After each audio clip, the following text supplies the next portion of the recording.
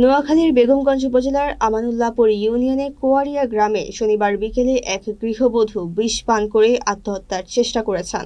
ভুক্তভোগী ইতি, যিনি এক সন্তানের মা, বর্তমানে নোয়াখালী 250 শয্যা বিশিষ্ট জেনারেল হাসপাতালে চিকিৎসাধীন। পরিবারের অভিযোগ, 2025 সালের অক্টোবর থেকে ইতির উপর তার মামা শ্বশুর ও স্বামীর চাচাতো ভাই ধারাবাহিকভাবে নির্যাতন চালিয়েছে। শনিবার ইতি শ্বশুর বাড়ি গেলে অভিযুক্তরা তাকে গালমন্দ ও বাড়ি থেকে বের করে দেয়, ফলে তিনি বিষ পান করেন। স্থানীয়রা দ্রুত উদ্ধার করে হাসপাতালে ভর্তি করেন। এলাকাবাসী সুষ্ঠু তদন্ত ও দোষীদের বিরুদ্ধে ব্যবস্থা গ্রহণের দাবি জানিয়েছেন।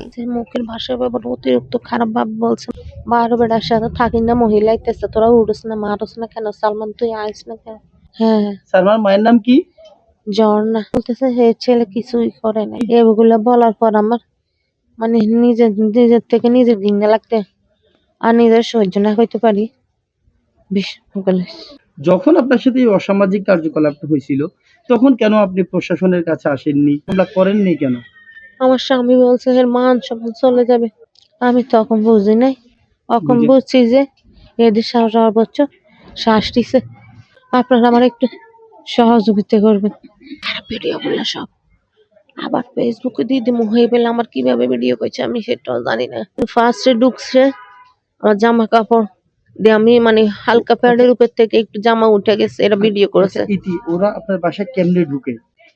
ধর্ষণ করছে যেদিন, সেদিনের কথা, সেদিনে 11:30 রাতে। ওরা পিছনের দরজা একটু বন্যার কারণে আছে না, হাফ করে নষ্ট হয়ে গেছে। এক দূরে দিয়ে ভিতর বাইরে থেকে মানে ঠেলা দিলে খোলা যায়, হেরে হে দরজা খুলছে। এই যে দর্শন করবো সেদিন আমার আগে যাই, আমার মুখ ধরছে। বেডরুমের ডোর নেই? দিন আমি একা একা, বাবু ঘুমেছিল।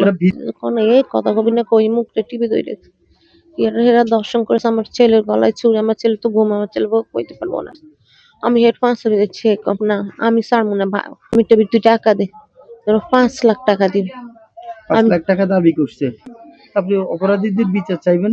আমি বিচার চাই। আমি আমার মেয়ে, এর নাম রাবেয়া আক্তার ইতি। কি জানেন আপনি? জামাই তো আমার আজ 5 বছর বিদেশ গেছে, দুবাই থাকে জামাই। এর ঘরের মধ্যে 2 জন লোক ঢুকছে। সাইফুল মামা যে সালমান দেবর হ, বুঝছেন? এটা কবের ঘটনা? এটা ধরেন 4 মাসের ঘটনা। অক্টোবর মাসের 1 তারিখ 11:30 বাজে কইছে তোরা কি আছে আমার কাছে, তাইলে তুই যদি ইজ্জত বাঁচাইতে হয় তুই আমারে দুজনের 5 লাখ টাকা দিতে হইব। হ্যাঁ, শনিবারে 3-4 দিন মেয়ে দেওয়া কোনো আইনের খবর নাই। ঢুকতে হে সালমানের আম্মা আর সালমানে এরে প্রচুর গালাগালি করছে। ইয়ার হরে এরে মারতে বলি হে সালমানের আম্মা আর সালমানে গেছে। তুই জানেন শনিবারে সেই বিষ খাইছে, আপনার কাছে বাড়িতে খবর গেছে? যে খবরটা কে দিছে? খবর দিছে জামাইয়ে।